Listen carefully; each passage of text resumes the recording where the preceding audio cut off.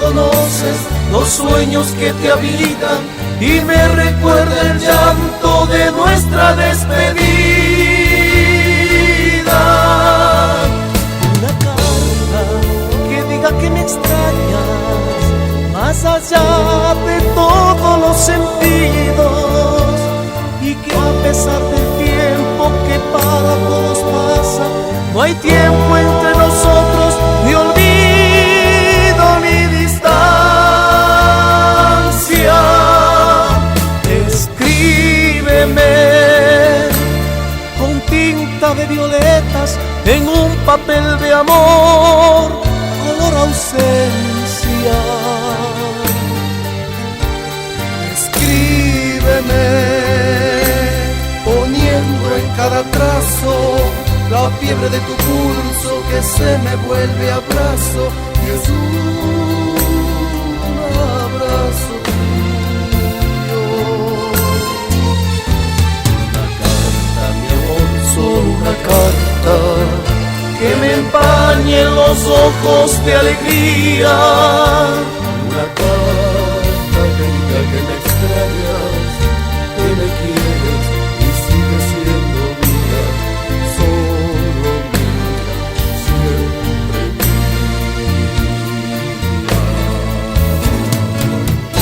Una carta, mi amor. ¿Quién tener un sol pudiese y una flor color septiembre, que no la marchite el tiempo ni el temporal de los celos? Tú que tienes mi alegría, en tu carta ¿quién diría que la noche se hace día con cariño y poesía?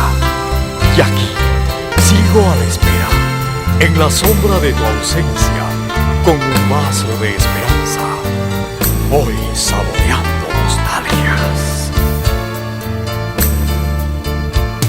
Escríbeme con tinta de violetas en un papel de amor, color ausencia. Escríbeme poniendo en cada trazo la fiebre de tu pulso que se me vuelve abrazo, y es un abrazo.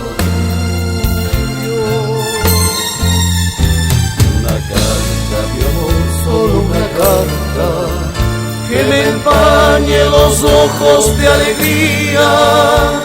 Una carta que diga que me extrañas, que me quieres y sigues siendo mía, solo mía, siempre mía.